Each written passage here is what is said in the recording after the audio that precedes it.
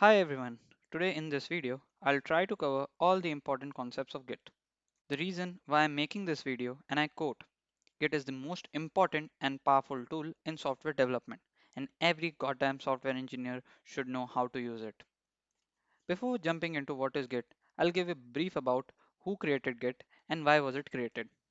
Linus Torvalds, the creator of Linux kernel, wanted a lot of people to contribute into his Linux project. But being an introvert, he doesn't want to go outside or meet people. That's when he decided to create Git. It was 2005. And here's a fun fact about Git. Git was named by Linus, which meant unpleasant person in British slang. And I'm quoting Linus, I'm an egotistical bastard, and I name all my projects after myself. First Linux, now Git. Now enough with the history, let's move to what is Git. And here is what Wikipedia says about Git.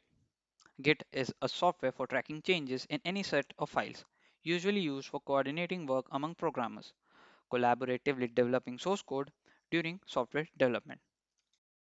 Now let's understand Git in a more illustrative manner. Let's say you work for a company which develops an fitness mobile application. You are assigned with a new work to develop a new feature that will allow your users to track their sleep time. Git will help you create a new, totally isolated environment of the main application source code, which you could modify as much as you want. And once you feel that your feature is compatible with the application source code, merge your isolated environment with the main source code environment. Simultaneously, your teammates are working on some other feature of the application. They have their different isolated environments slash branches, and thus smoothly your whole team is adding features into the application without creating dependencies or blockers for each other.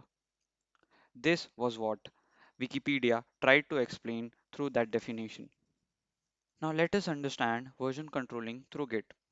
I found this meme on Instagram and I'll try to explain the analogy through this meme. Let's take the previous example again. You were adding a feature to the fitness app. It was in its version 1.0. After adding your feature to the application, the version changed to 2.0. Due to some mistakes in your code, you had to move back to version 1.0. Here's where Git helps. Git maintains or reserves the history of the code changes that are happening in a separate SHA hash or commit ID. You can use this commit ID or SHA hashes to move back to the version 1.0 or fix those mistakes from version 2.0 and make a new version 2.1. Now this will help you understand the meme more better. So now instead of creating new folders for each version, Git helps manage these versions through commits and everything resides in a single folder. Now let's understand what means remote and local in Git. Your source code or project is called as a repository in Git. This repository, aka your project, will be stored in two places. First, on a remote server, which is over an internet. Second, local, aka your personal computer. Git is a decentralized SCM tool, aka version controlling software. Users have to push the changes from the local to the remote or pull the changes from the remote to the local, thus maintaining an exact clone of the repository in both the places. Now let's understand and explore some of the Git as a service web applications or Git remote repository hosting sites. We'll understand this through an example. Let's assume you want to upload a video. What would you do? Create an account on Instagram. Maybe you want to upload this video on Facebook. You create an account there. Let's imagine here a video is actually a Git repository. Thus Instagram and Facebook becomes Git repository hosting sites. Simple. Some of the famous Git web applications are GitHub, GitLab, and Bitbucket. Now let's understand different stages in a Git repository. There are three stages, but I like to divide them in four stages. The first stage is where you have made a change in a file and Git doesn't acknowledge it. This is known as a working area. The second stage is when you ask it to acknowledge these changes. This stage is also known as the staging area. The third stage is when you ask it to make this change as an official change. In other words, you add a commit. The fourth stage is when you push these commits into a remote repository. Let's understand the workflow of Git. The first step would be to clone the repository from the remote. The second step would be to create a new branch and check out to this new branch. The third step would be to make changes in your branch. Add these changes in the staging area. Commit the changes that are in the staging area into the repository. Merge the changes in your branch into main or the master branch. And the final step would be to push the changes into the remote repository. Now let's finally jump into a working demo of Git. First, we will need to create an account in a Git web application. For this demo purpose, I am using GitHub. After creating an account, we'll create a new repository or project using that account. Let's clone this repository. Cloning a repository can be done in two ways, via HTTPS or via SSH. Let's first clone this repository with HTTPS and later add our SSH key to push and pull via SSH. To add SSH key, you will have to generate those on your terminal. Type the command ssh keygen, give any passphrase that you want or leave it blank, cat the root.ssh id rsa.pub file, copy and paste the public key in your GitHub account. As we have cloned the repository using HTTPS, we will have to add a new remote via SSH. Type the command git remote add origin underscore SSH and the SSH URL.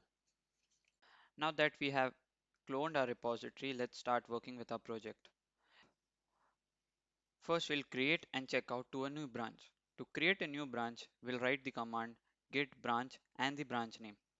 And to check out into that branch, we'll write the command git checkout and branch name. There's a shortcut to these two commands as well. You can directly write git checkout -b and the branch name. This will create and check out to the branch that you want. We'll add some text in the readme.md file. After making the changes in your new branch, you can check these changes via git status and git diff. They will exactly tell you which file you have changed and what changes have you made. Currently these changes are in working area. To move it into the staging area, we'll just type one command, that is git add and the file name, which is readme.md. Once you have confirmed your changes, you can create a commit. To make a commit, just type the command git commit -m and the message that you want. -m is an argument which directly passes the message and you don't have to type the message via Vim or any other text editor. Finally, push the commits into your remote repository. To push the commits into the remote repository, type the command git push the origin or the remote URL, that is origin underscore SSH and your branch. Currently, you have pushed the changes via a different branch. So you want that changes to be merged into master. To merge it into master, we'll directly do it via the UI. So we'll go to github.com, select create a pull request and merge those changes into the master branch. After merging the changes in the master branch from the UI, your remote repository is ahead of your local repository. To make or to synchronize your local repository with your remote repository, you will have to pull the new changes. So to do that, go to your terminal, do a git fetch. Git fetch will tell you exactly what are the changes that has happened. After git fetch, you can do a git pull. So to do a git pull, just type the command git pull the origin and your branch name. And with this, we complete our demo. So here's a summary of all the commands that we used to perform the operations on Git. And with this, we'll end this video.